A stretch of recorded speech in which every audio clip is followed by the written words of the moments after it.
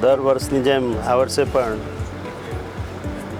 Gujarat science city અને અંતરિક્ષ ઉપયોગ કેન્દ્ર સ્પેસ એપ્લિકેશન સેન્ટર અમદાવાદ અને આ વખતે ઇનસ્પેસ પણ અમારી સાથે જોડાયું છે અને IMDનો પણ સહયોગ છે. તો એ બધાને સહયોગથી આપણું જે વર્લ્ડ સ્પેસ વીક 2024ની ઉજવણી થઈ રહી છે. જે WSWનું જે એક્ઝિબિશન છે જેમાં સ્પેસ એપ્લિકેશન સેન્ટર તો ભાગ લઈ જ રહ્યું છે, સાથે સાથે IMDના બી સ્ટોલ છે અને બાળકો માટે અલગ અલગ પ્રવૃત્તિ કરવા માટેની બધી વ્યવસ્થા કરવામાં આવી છે. મેક એન્ડ ટેક મોડલનું વ્યવસ્થા આ વખતે સાયન્સ સિટીએ કરી છે. તો સ્ટુડન્ટ મોડલ બનાવીને પછી પોતાની સાથે ઘરે લઈ જશે, સ્કૂલમાં લઈ જશે અને સાંજે એક એમિનન્ટ સાયન્ટિસ્ટની ટોક પણ રાખવામાં આવી છે. તો આ રીતે અલગ અલગ પ્રવૃત્તિઓનું પ્લાનિંગ કરવામાં આવ્યું છે.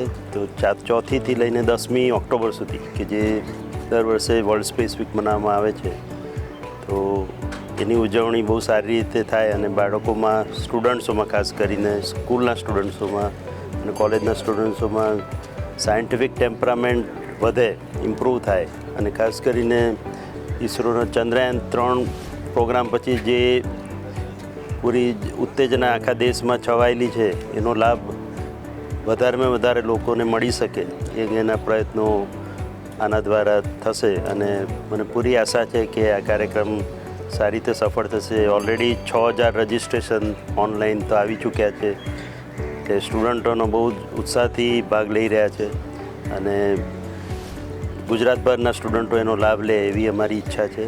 આજકાલ ક્લાઇમેટ ચેન્જની બહુ ચર્ચા થઈ રહી છે. આપને ખબર જ હશે કે કઈ રીતે પૃથ્વીનું જે વાતાવરણ બદલાઈ રહ્યું છે, ચેન્જ થઈ રહ્યું છે અને ખાસ કરીને જે ટેમ્પરેચર રાઇઝ થઈ રહ્યો છે, ઓફકોર્સ એ ધીમી ગતિએ થઈ રહ્યો છે, પણ એ જે બી થઈ રહ્યું છે એ ઓવરઓલ પૃથ્વી માટે નુકસાન કરતા જ છે.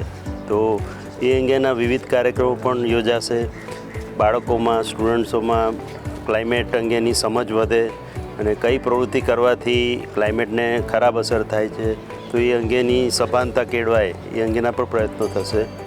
એટલે આ પ્રકારના એક્ઝિબિશન દ્વારા કે ટોક્સ, એમિનન્ટ સાયન્ટિસ્ટની ટોક્સ દ્વારા અને અલગ અલગ પ્રવૃત્તિઓ દ્વારા મોડલ બનાવીને અને બધી સ્પેસ અંગેની માહિતી દરેક વિદ્યાર્થીને પહોંચાડીને પણ આપણે જે ક્લાઇમેટ અંગેની અવેરનેસ પેદા કરી શકીશું. અને આ વખતે IMD પણ અમારી સાથે જોડાયું છે. તો IMD પણ અલગ અલગ રીતે જે ક્લાઇમેટ, વાતાવરણમાં, વેધરમાં જે બધી આપણી ફેરફારો થઈ રહ્યા છે જેને લીધે પૃથ્વી પર નુકસાન થઈ રહ્યું છે, તો એ અંગેની પણ માહિતી સામાન્ય પબ્લિકને અને ખાસ કરીને વિદ્યાર્થીઓ, બાળકોને પણ જાણકારી મળી રહેશે, જેથી કરીને આપણે સહિયારો પ્રયાસથી પૃથ્વીનું વાતાવરણ ફરીથી રિસ્ટોર થાય પહેલાં જેવું હતું એવું એ અંગેના પ્રયત્નો કરવામાં આપણને મદદ મળશે.